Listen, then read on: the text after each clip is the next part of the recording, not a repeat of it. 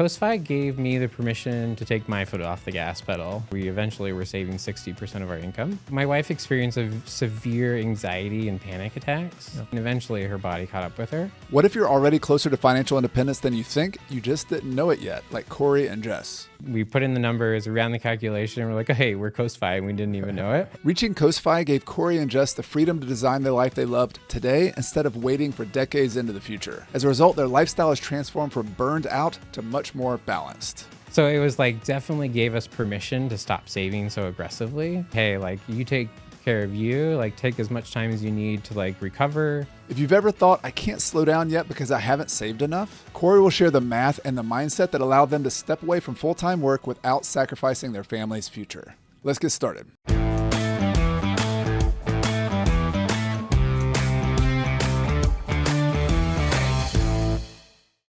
Something that you and Jess, your wife, are an expert on that I've wanted to talk about for a long time is this different take on financial independence, different take on financial freedom, where it's called Coast-Fi. And I want to start off, I want to get your story and how you've used this in your own life and maybe get a little background on that. But can we start with just definitions, vocabulary? What does Coast-Fi even mean? Yeah, so Coast-Fi is short for Coast Financial Independence. It's the idea that savings is optional. So while financial independence, work is optional, Coast-Fi is savings optional. So basically you've built up enough savings and investments that you no longer have to contribute another dollar. And yet by the time you plan to retire, your investments will grow to reach your FI number. Let's maybe compare that to what was a very popular concept and still is of early financial independence.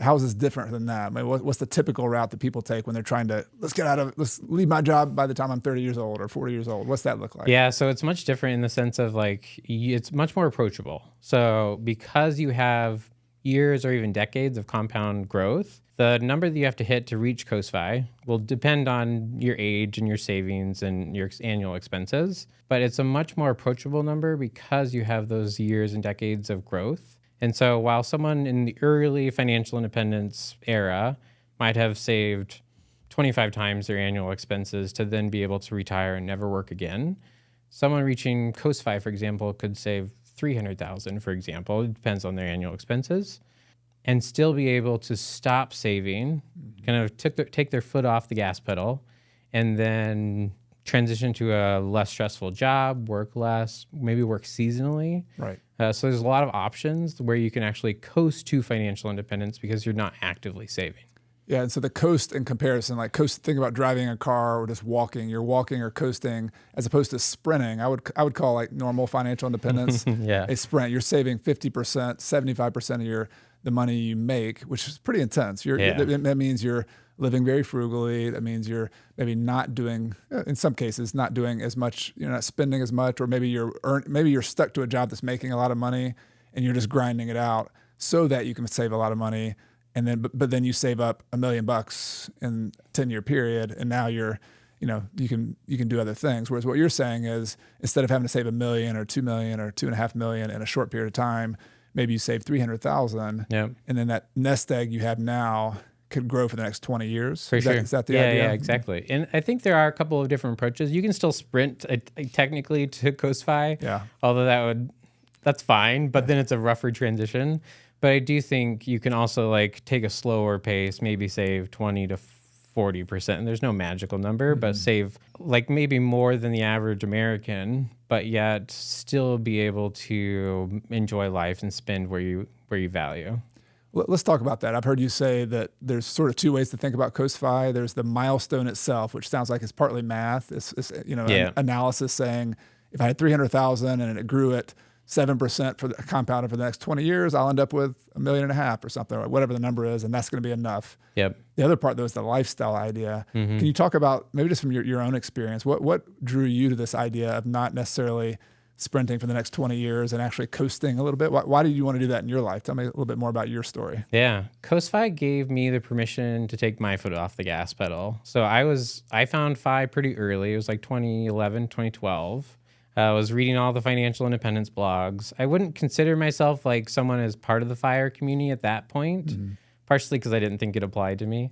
Yeah. But I was still like reading, and the concepts were kind of like ingrained into me.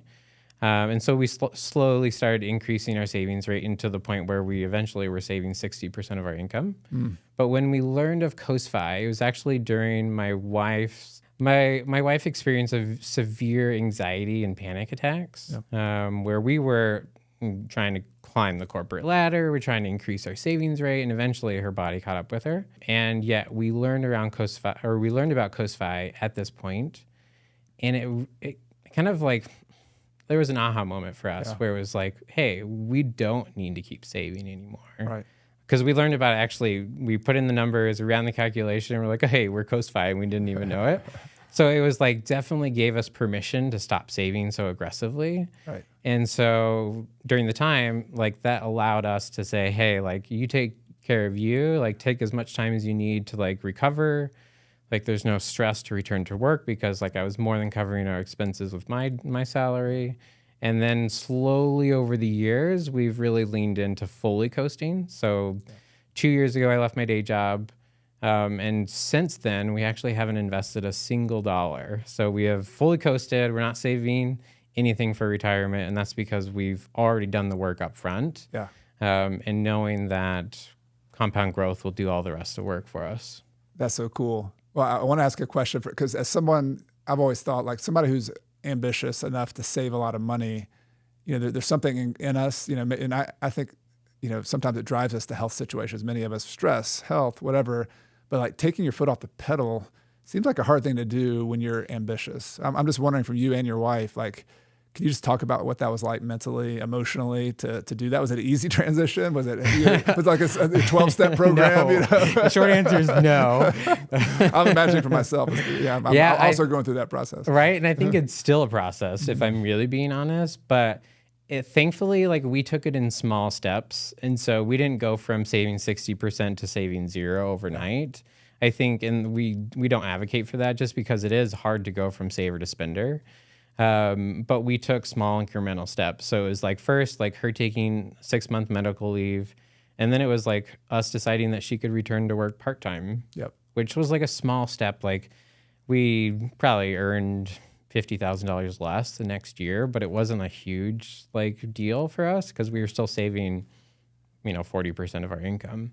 So I want to talk about that because I think a big part of the reason a lot of people don't let themselves off the hook, they don't let themselves take the foot off the pedal, is this uncertainty of like enough. Like, am I going to have enough? And part of it's, and if I speak for myself too, comparing myself to other people. So-and-so at this age has that much money. Right. And what this sounds like to me, what's so relieving about this idea of Coast-Fi, whatever degree we want to go into it, is not only it might help you from a current stress health issue, which I think we all have to think about, but also it lets you explore other things that maybe are interesting to you that maybe you hadn't even thought about or imagined you could do. So for you guys, you left a full-time job, your wife Jess took a 6-month leave of absence and then went back to a part-time job. So y'all were making a lot less money, but did y'all, what guided you at that point? What kinds of things do you spend your time doing? That's what you got to ask that question now that money. For sure. Yeah. Like we definitely had opportunities to then, even before we left jobs or transitioned out of traditional careers,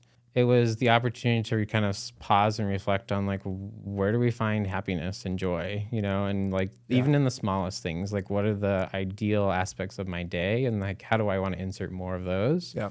And so it's like moving beyond the money. So I think sometimes in the financial independence space, we focus too much on money and it becomes the end goal. But then when you reach your FI number and you have nothing else, it's like, well, what else is there, and so I think the opportunity to use money as a tool and then use that to then focus on other things and finding happiness and satisfaction and purpose, I think are big aspects of that. Mm-hmm. And that's been, a 7-year process. Well, you have any examples of, and speaking of the daily schedule, are there some things that you and your wife have started doing that maybe you couldn't have done 5 years ago? Good question. So probably not that we couldn't not have done. Like we could have done them 5 years ago, but whether let yourself do it. Yeah, exactly. Whether we allowed ourselves to, I think the thing for us, it is like allowing ourselves the freedom and flexibility. So now we work for ourselves, so we don't have a strict schedule. We can do things on our own time. Yep.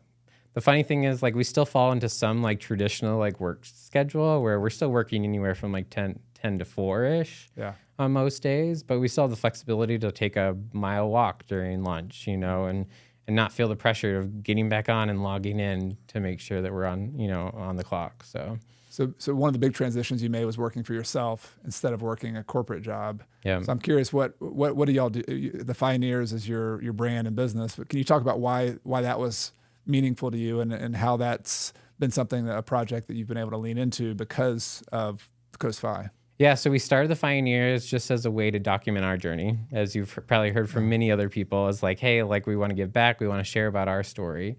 And then as we've done that, my wife especially earlier on, started learning about ways to support people going through their FI journey. And so she started group coaching where it's really helping people move beyond the money. It's like, how do you design a life that you love?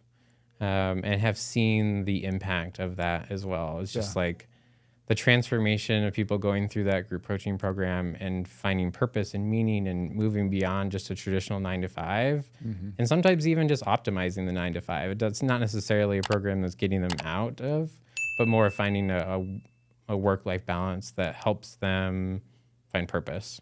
So you went through your own journey of doing that and finding your own kind of path, but then y'all also help and coach and have events for people who are figuring it out for themselves. So Yeah, for sure. The money-life balance. Yeah, so we have the group coaching. We also run slow FI retreats on an annual basis, but it's all around like lifestyle design and on the journey to financial independence. Love it. Yeah. All right, so the lifestyle, your story is an example going from full-time work to maybe some passion business that you want to do that may or may not make money at first. That's someone who started several businesses. I know, like I've gone years without really making any money in a business. So is that a reality y'all have had to face as well? For sure, and definitely earning a lot less, right? Yeah. Like we do earn money, but it's like in comparison to what I earned in my day job, it's like a small amount. Yeah. I like to joke that we pay ourselves a minimum wage from the business because that's basically what we can afford. But for us, it's like we have that freedom and flexibility to do that because we've already saved and reached Coast Fi. And so now all we have to do is cover our living expenses and knowing that our long-term future is taken care of. Yeah, love it. Yeah, I always challenge people, this has been a challenge for me too, to think about projects you would do if money were not the main issue. Because I think that's such an important question. I know y'all talk about that in your retreats and in your work, but like for me, for example, I had this project my wife and I work on in our local town because we were frustrated that you couldn't walk or bike around town, and we're in a small southern college town, and you couldn't walk to a quarter mile to the local park. And I was pushing my daughter in a stroller when she was 3. I was so frustrated by that. And we've been working for 12 years now, or 10 years now to try to, build new trails, raise money, get the local town councils to approve that. Like that's a project that will never make $1. And also we've invested a lot of money, donated a lot of money. And yet it's the most satisfying thing I've ever worked on professionally. Yeah. Like, compared to real estate, compared to even Coach Carson, it's like, this is a tangible thing that's meaningful in my town, to my local community. Yep. And it's so cool. It is so cool. When you move beyond the money. It's a harder question to ask, I think, for myself, because it's the default knee-jerk response is I'm going to go work a job or I'm going to start this business. It's easy to measure making money, but something like that, it's a little harder to measure the impact. Yeah. And yet now that I've done it, I'm like, that was so impactful and meaningful to me personally. Yeah. And that's such a cool thing you can do when you start getting on this path to financial independence. Yeah, I agree. I think it reminds me of a person who attended our last Slow Fi retreat. It was a woman who I think she's in her 40s or 50s, medical doctor, definitely burnt out. And she came to the Slow Fi retreat. And one of the sessions we started talking about Coast Fi. And this is why I love Coast Fi. Well, I'm getting to the punchline now. But so in the retreat, we were running through numbers and like showed everybody our Coast Fi calculator. So she was pulling up her the calculator and putting in her numbers. And she like calls me over to the side and she's like, Corey, like, I think I'm doing something wrong. Like, can you look at this? And I was like, this looks right. This is telling me that you're Coast Fi. She's like, really? Wow. Like, and it was just this aha moment. It wasn't just about like a financial milestone, but for her, it gave her that similar permission to start making changes in her life, which is like, oh my God. Like I was like almost in tears just because it was like such a transformational moment, all compacted into one few minutes. And that's the reason why we do what we do, is because it really can change lives, and people who are financially motivated, Coast Fi, I've seen can really transform and give people permission to really change how they're approaching it. So it's almost like a financial milestone you hit. So you hit this number on a piece of paper or on a spreadsheet that then opens up the door for you to have permission to ask yourself other life questions of like, who do I want to be when I grow up? What I want to give? What would I spend my time doing if I didn't have to make money? Yeah, and those are big questions, right? Like, and sometimes when you're faced with those big questions, it's like, I don't know. I don't want to give the wrong answer. You know, like that's a lot of pressure to answer this one specific thing. Like I'm also the type of person though that's like I hate superlatives. People are like, "What's your favorite movie?" Or like, and I'm like, I don't know. Like I can't choose Too one. much pressure, you know. But I feel like when I first heard the question, I think it was in like Your Money or Your Life, where it's like if you didn't have to work for a living, how would you spend your time?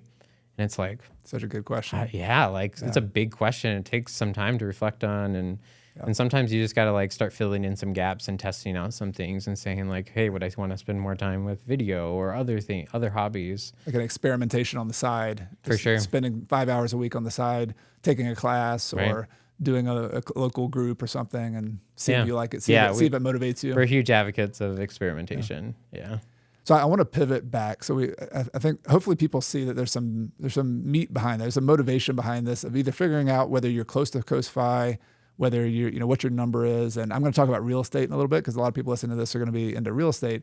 I want to pivot back to like the math of it. And so can you talk a little bit more about how somebody might figure out how close they are to FI? I know you mentioned a calculator, but do you have any recommendations on how somebody might be able to assess like where am I? Like the doctor who's like amazed that she's already there. Like how do you think about that number? Yeah, so I think of the Coast-Fi calculation as like a future value formula.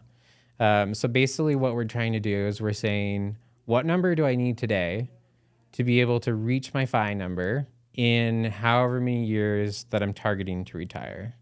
And so let's use an example. Let's say someone's 30 years old. They plan to retire early at 55, and they spend $40,000 a year. Make the math a little bit simpler, right? So we know the FI number, if we use a safe withdrawal rate of 4%, the FI number would be $1 million. So effectively what our calculator does is it says, okay, to reach $1 million and using some basic assumptions around an average rate of return, what would that number need to be today if you didn't have to contribute another single dollar to be able to reach the $1 million by the time they turn 55? Got it. And so there are ways to use like compound growth calculators to then say, okay, maybe if I have 200,000, what would that be in 25 years? Right. But that like takes a lot of like guessing, and really what is nice to do is just say, give me the number that I need today.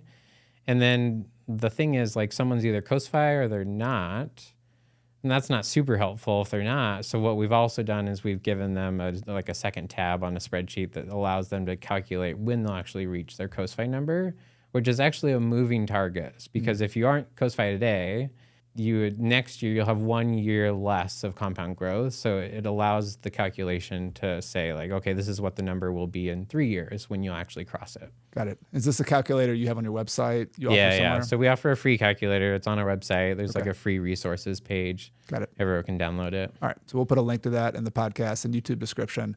So if you're looking at it traditionally, you're going to think about, all right, here's a FI number. I need $40,000. I need $100,000. Whatever your number is, that's how much you need to spend every year you want to spend today. Yeah. And then you put some kind of projection and saying, all right, 25 times $100,000 is $2.5 million. And you apply, you say, if the stock market makes 7% per year over the next 20 years, you can use a calculator to figure out that this amount will grow to that amount. So that's exactly, yeah. It allows it to work backwards, yeah. Got it. So couple follow-up questions. One is related to inflation. So this is on everybody's mind these days. $100,000 today won't be the same as $100,000 25 years from now. So how do you think about that part of it? So should I extrapolate my number a lot higher because 20 years from now I'll need more money? Yeah. So I like to do it where we remove inflation from the equation and we use an inflation-adjusted growth rate. Okay. And so the Coast-Fi or the FI number that you have today won't be your FI number when you're FI, because inflation will appreciate that. But to make the math simpler, what we're trying to do is how much money do you need today to be able to reach the future numbers? So we're just taking maybe a historical average return and then also subtracting the historical average inflation. So stock market historically made 10%.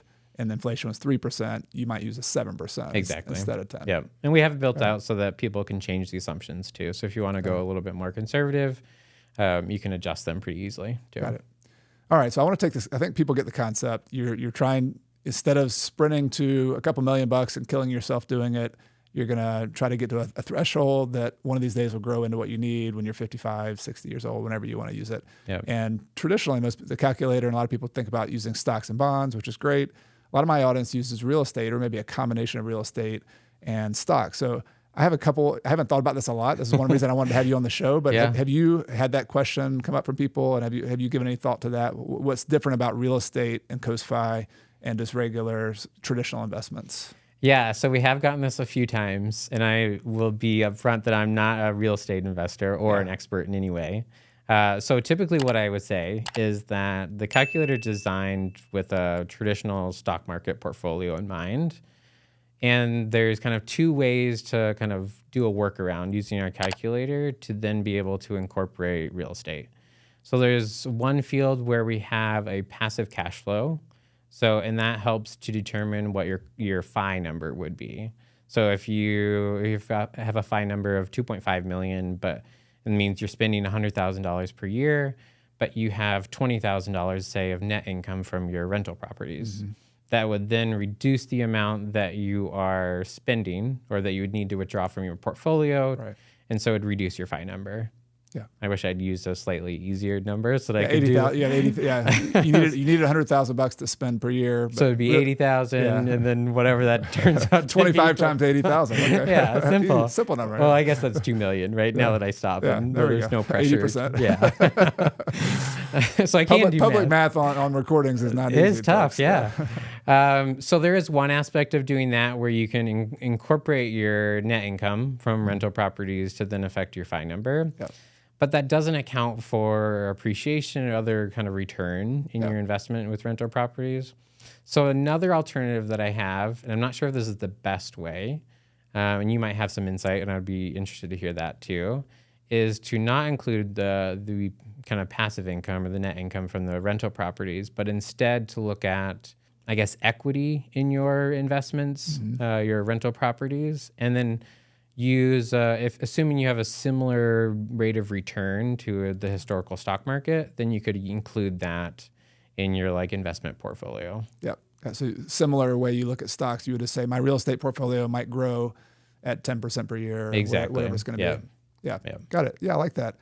But I wouldn't do both at the same time. Sorry to cut you off, but I wouldn't do both because you don't want to overcount and make it too aggressive of a calculation. Yeah, I think so. First thing I'm hearing from you is most people have multiple sources of investment. So even if you invest in real estate, you might have a 401k that has $200,000 in it from an old job, and that might be invested in the stock market. So you could run the calculator with your 401k traditional calculator, and that would grow into something. And then you have real estate here, and the trick is, I guess, dividing up your number. If you need $100,000 20 years from now, then you might have part of that 100,000 come from your stock portfolio, part of it come from your real estate. So you almost have to run two different parallel calculations. Yeah, you could. I guess you could run two and then just kind of divide it up. You could also just kind of lump, assuming it's a similar rate of return, you could lump the two together or use a weighted rate of return too. So if you had 70% in the stock market and 30% in rental properties, you could maybe skew the rate of return, but that's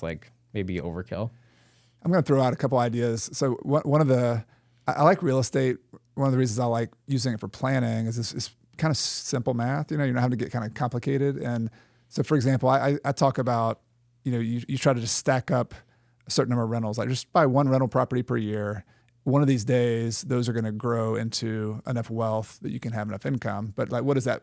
How do you quantify that? And so I might look at it and say, all right, you bought one property per year for the next 10 years. And you could look at something called a net operating income in real estate. So that's the rent minus all of the expenses like taxes, insurance, maintenance, everything except for your mortgage payment. Yep. So you look at what all those are. So let's say the rent's $1,500 and your operating expenses are $500. So you'd have $1,000 per month left over. Now today your mortgage payment might be $800 or $900. So you're not making much cash flow today. Right. But the goal might be that 20 years from now I'm going to pay all my debt off on those properties. Yeah. And so if you have 10 properties, let's just make it really simple. If you bought 10 properties over the next couple of years, then you can work really hard for 2 or 3 or 4 or 5 years, buy 10 rental properties. And let's say, just for simple math, all 10 of those made $1,000 per month net operating income.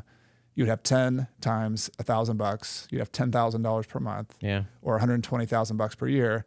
Now you're not making that today because you have a bunch of leverage. But I think the equivalent of Coast-Fi for that example would be, all right, I work really hard for the next 5 years to buy 10 properties, and I'm having to invest a lot of down payments. I'm having to spend a lot of time and energy and effort because it's not a passive thing.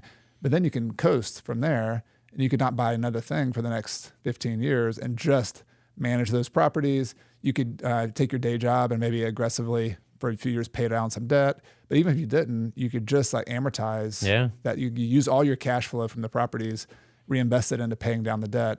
And in pretty easily 20 years, you'd have that paid off.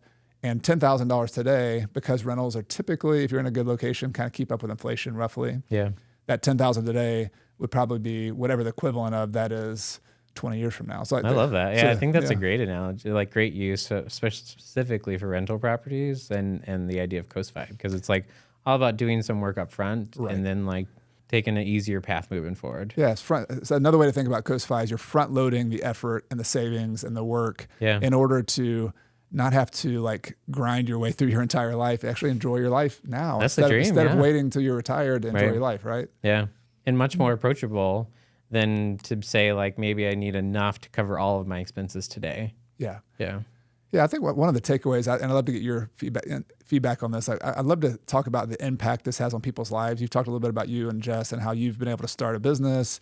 But ultimately, I think this is a way of just rethinking our financial goals, of saying, giving yourself permission to go through seasons of your life. And like, I don't know about you, but like I've been very intense in one thing for a while, and then I need to take a break. And like, we went to Spain for a year, we went to South America for a year. I've really resonated with this idea of like cycles of life and up and down. And this seems to really fit with that of, you could be intense for 5 years and save a ton of money. And then you take your foot off the gas and take a break for a year or two.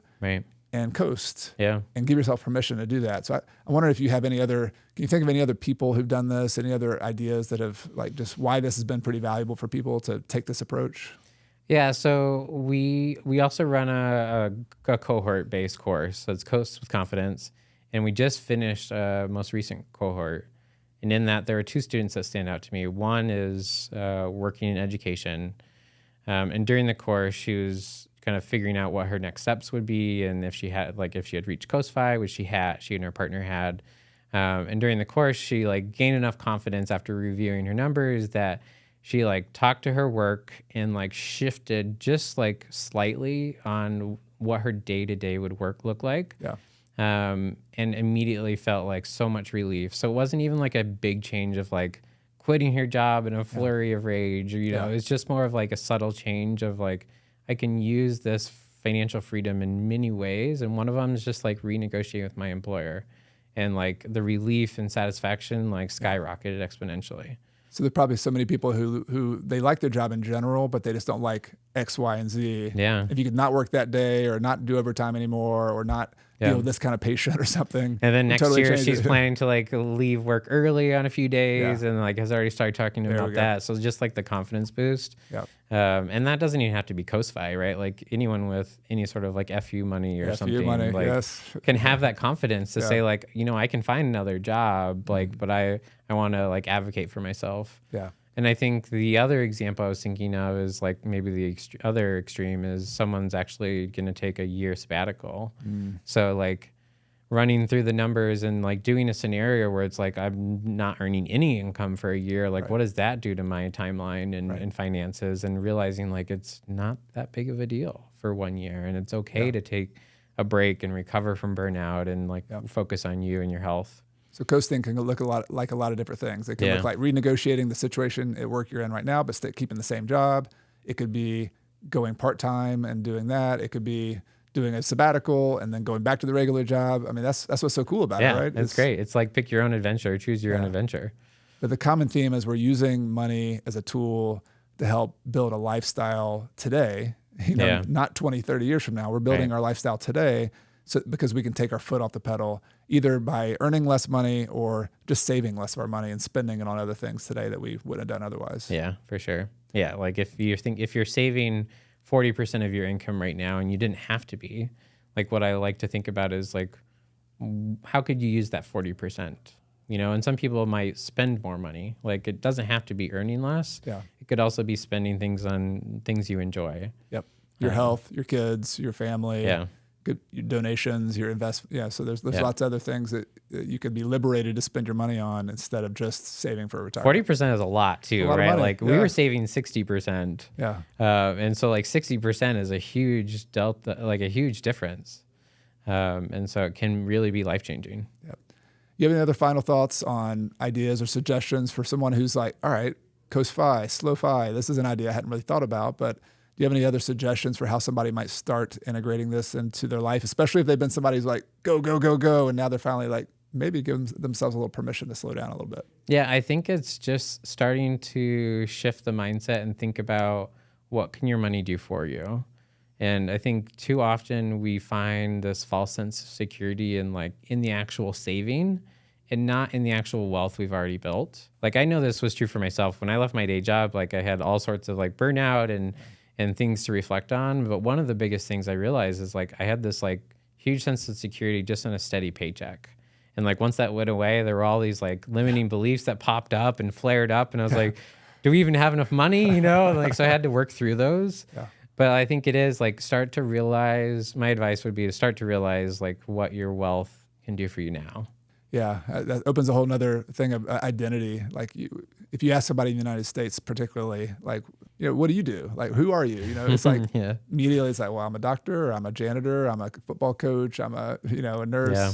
We sort of, so it's not only money, it's like there's a lot of stuff wrapped up. And I found for myself, the financial independence journey has really been a personal growth journey. Yeah. And it's allowing yourself to grow beyond this, definition of yourself, which is the person who earns a salary or who wants to earn a salary, right? It's not an overnight kind of thing, For sure. I find that much more interesting. Like, and I'm a money nerd, but like, I find the lifestyle that money allows us to live that much more engaging and interesting than just like optimizing numbers on a spreadsheet. It's a never ending growth process. It's a never, you peel back layer after layer after layer, and it's interesting for yourself, but also for your spouse, your family member. If you have a spouse, my wife is a Spanish teacher. She worked traditionally in a college environment. She likes teaching, but she did not like 70% or 80% of like the stuff that went around it. So we've been on a journey for her of just saying, all right, we have financial independence. So